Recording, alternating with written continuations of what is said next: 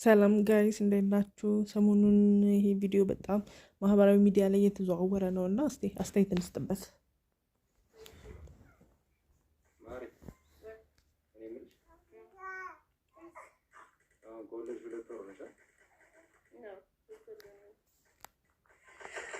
አሁን ስራ መጀመር አለብሽ። እንዴት? በቃ እኔ በጣም እየከበደኝ ነው ማለት ምግቡ ማለት ወለዳችሁ ተብሎ የምትበሉ ምግብ ማለት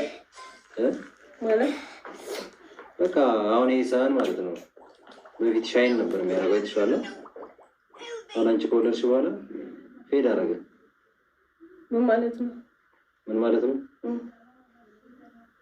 እኔ በቃ ከባድ ነው እንዴ። ወልጄ ብቀመጥ ይሻለኝ ነበር እኮ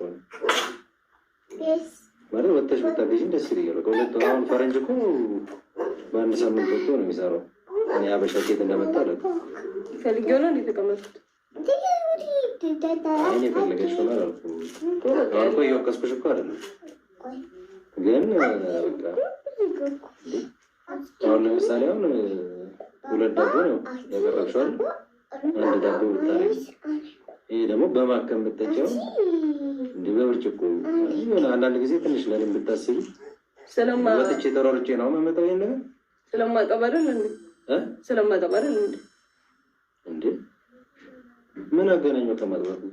አይ እንዴ አንድ ዳቦ አሁን ቁርስሽ ነው አይደል? አንድ ዳቦ ይበቃሽ። ሻይ ደግሞ በትንሹ አሁን ይሄ አሁን ወተት ምናምን ስትጠጪ በትንሹ ብትጠጪ አለ። አንዳንዴ እኮ መተጋገዝ አለ። ጊዜውን ታውቂዋለሽ። የምር ነው። ምን ማለት ነው የምር ነው? አይ እኔ አጥሚት አልጠጣም ታውቃለህ። አጥሚት አልበላም ታውቃለህ። ጨጓራ ነው የሚለው ከአጥሚት አትጠጪ። ግን በቃ አንዳንድ ጊዜ የምትበይውን ነገር የተወሰነ ወይ ደግሞ ትንሽ ወጥተሽ የተወሰነ ነገር ስራ እየሰራሽ ብታገኝ ደስ ይለኛል። ይሽታልሽ ነው እንደምን ችግር አለው? ባሎቻቸው ጥሏቸው ይሩት ልጆቻቸውን ይዘዋል እንዴ ስራ የሚሰሩት? ይሻላል ልብስ የሚያጥባል አይደል እኮ ይሻላል። ይሁን እንደምን ያለቀስ ይላል።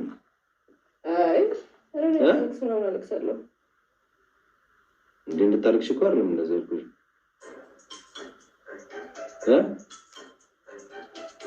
ወጣት ነሻ፣ ያለው ነገር ይገባሻል ብዬ ነው የነገርኩሽ ያለው። ገብቶኛል።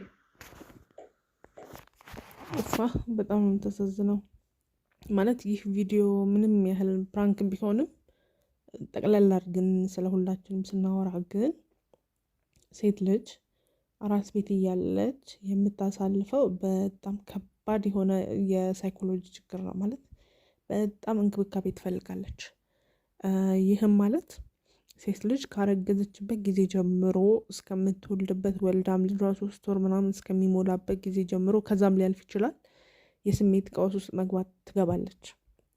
ማለትም ስታረግዝ ኦልሬዲ የሰውነቷ ሆርሞኖች ይቀያየራሉ። በጣም ብዙ ሆርሞኖቿ ብዙ ነገር ስለሚቀያየር ያ የሚፈጥርባት የራሱ ፊሊንግ አለ። ፈልገው አይደለም፣ በቃ ሆርሞኖቹ ናቸው ያ እንዲመነጭ የሚያደርጉት። እንደን ከወለደችም በኋላ ያው ነው በቃ ሲቹዌሽኑ ነው። በቃ አእምሯ በጣም ብዙ ነገር እንዲያስብ በቃ ዝም ብሎ አልቅሽ ሊላት ይችላል። ከመሬት ተነስቶ ሊከፋት ይችላል። ማለት በቃ በጣም ብዙ ከባድ ነገር ውስጥ ነው የምትገባው። ስለማትናገር ነው እንጂ ሰውን ላለማስጨነቅ እንጂ የሚሰማት ስሜቶች በጣም ብዙ ናቸው። አንዳንድ እናቶች ከወለዱ በኋላ ራሳቸውን ሲያዩ፣ ሰውነታቸውን ሲያዩ በጣም ዲፕሬሽን ውስጥ ይገባሉ። ቤት ቀረ ወይ የሚል ስሜት አለ። ማለት ልጅ ከወለዱ ማሳደግ ግዴታ ነው፣ በቃ ኃላፊነት ነው። ስለዚህ ያ በጣም ስሜታቸውን ይጎዳቸዋል። በፊት የነበራቸው አቋምና አሁን ያላቸው የሰውነት አቋም ሲታይ በጣም ይከፋቸዋል። ሞር ደግሞ ከወለዱ በኋላ እናቶች ሲያጠቡ ፀጉሯቸው ይረግፋል። በጣም ነው የሚረባቸው፣ በጣም ከምታስቡት በላይ። ምክንያቱም ጡት ለማመንጨት በጣም ብዙ ምግብ ነው የሚፈለገው እና ለዛ ነው እናቶች እኮ አንዳንድ ጊዜ ሴት ልጅ ስትወልድ እናቷ ጋር ትሄድ ነው የሚባለው አይደል? እናቷ ጋር ነው ሄዳ የምትታረሰው። 6 ወር ታርሳ በጣም እናቷ ጋር ነው። ያ የሚሆነው እንደ እናት የሚሆን ስለሌለ ነው። በደንብ ማለት ቅቤ መቀባት፣ አጥሚት፣ ገንፎ። እንደውም ችኛዋ ገንፎ አጥሚት የማትጠጣም በጣም ከባድ ነው። በዳቦ መታረስ እኮ ሲሪየስሊ ማለት አጥሚት፣ ገንፎ ማለት በቃ የተለያየ ነገር በጣም ያስፈልጋታል ሴት ልጅ በጣም ማለት ነው።